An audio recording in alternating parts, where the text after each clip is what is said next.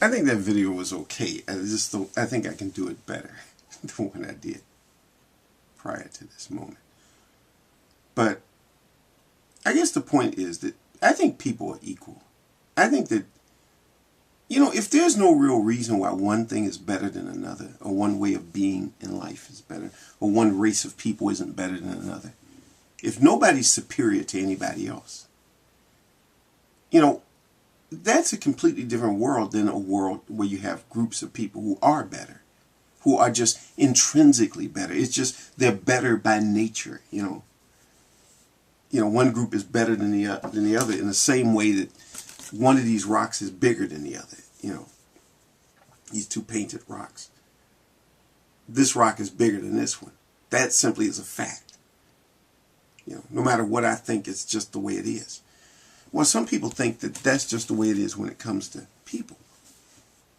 One group of people are better than another group of people. They're smarter, they're more intelligent, and they have more capacity. They have a greater mental capacity. It's worth it to spend money and resources on them, but it would be a waste of money if you spend it on this other group of people. So you have to allocate all of your resources toward the group that is worth doing something with, and ignore the other ones. And to me, this is the problem. It all comes from certain ways of thinking, that we follow labels. We can label people certain ways, and we believe in the labels. We learn to have faith in labels. If one race of people, for example, is labeled lazy and stupid, and they'll never amount to anything, then we go with that. But it's more than just even about race issues. It's even on individual basis, like in a family. If somebody's constantly telling you you're stupid, after a while you may actually believe it. You may think it. You may think that you're stupid. Somebody may tell you you're stupid and you're ugly, and you believe it. And you just take it as a matter of fact, in the same way that you take it as a matter of fact that this rock is smaller than this one. This rock is smaller than this one. You just take that as a fact. You don't even question it. You don't wonder, is that true? You just take it as a fact. When things are repeated over and over again, after a while we don't question it. It's like what John Locke said, that our everyday handling of things takes away our wonder, but it does not cure us of our ignorance. We handle things every day. We see a can, for example, and it's labeled like this one, sliced jalapeno peppers. We go to the store and every day we get the can. That's what, it says on the outside. And that's what's on the inside. Every time we open it, we get the confirmation that that's what's in there. Same thing with something like this. It says stewed tomatoes. You open it up and that's what's going to be in there, stewed tomatoes. So you kind of know what to expect. If you're a person who, like, let's say if you're really skinny, for example, people would think that you're very beautiful. So you try to become more skinny and skinnier and skinnier, because the more skinny you are, the more beautiful you are. And you develop problems when you start to use these labels and these ideals and these concepts. They can lead you to illness and things like that. People don't question things.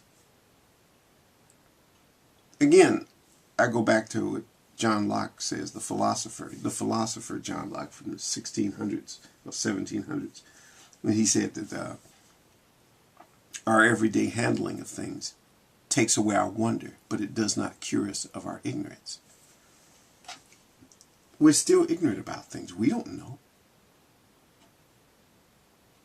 We don't know.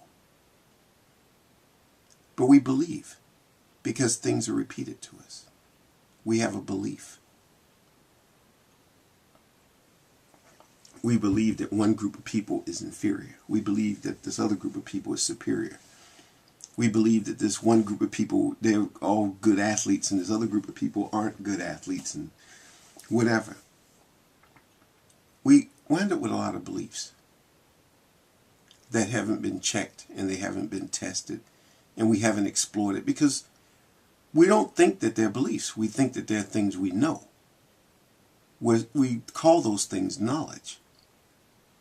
They're just common knowledge and common sense and common wisdom. And we get conditioned into thinking it. And we hardly ever challenge it. So what I would suggest to people is that you investigate things. You look at things. You question things. Sometimes wonder about the things you see on commercials. Is it true? Is it true? Do you need to buy this particular kind of car to be successful? Do you need to have this material thing to be successful? Is it really the case? Is it true? Maybe it's not true. Maybe the person who seems to be certain about something isn't right. And maybe the person who seems like they're kind of guessing, maybe they are right. You don't know. You have to look at it. You have to examine it. You have to think about it. You have to use your own mind. That's what I would encourage people to do, to use your own mind, to think, to question things, and even question your own conclusions. You know, am I right? Did I get this right? Let me check. Let me see. You can never be certain about things. I think it is a good idea to have a certain amount of skepticism about everything, including your own ideals. Now, at some point, you have to kind of make a decision. I mean, if you're permanently skeptical, then you can never make a choice. In life, in some ways, we are kind of guessing about things, even if the odds are extremely high in our favor. You know, if I were to buy a lottery ticket, my guess is that I'm probably not going to win. I'm probably not going to win. Especially a thing like, let's say, like the Mega Millions that they have here in Illinois. The chances of winning the top prize is 175 million to 1. I probably won't win, but it is a possibility. You know, if you go to the grocery store and you see a thing labeled a certain way, more than likely what's on the label is what's in the can. You may never have heard of any time when something different was in the can or in the package. Although one time, and I did have this happen, when I bought a box of cereal. And it actually had two different types of cereals mixed together. It's the same cereal. It's cereals made by the same company, but for some reason they were actually two different things. They were actually mixed in with the same box. So it is possible the wrong thing could be put in there. Things could be mislabeled. You know, maybe you get a can that's labeled tomatoes and it might actually have corn in it. Mistakes can be made at the factory. Very unlikely. Extremely unlikely, but still, it's a possibility.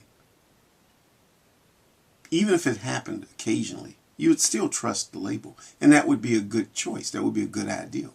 To trust what it says on the label is what it says. But you know, to trust labels that are given to you by other people, let's say like advertisers, you have to wonder, question it.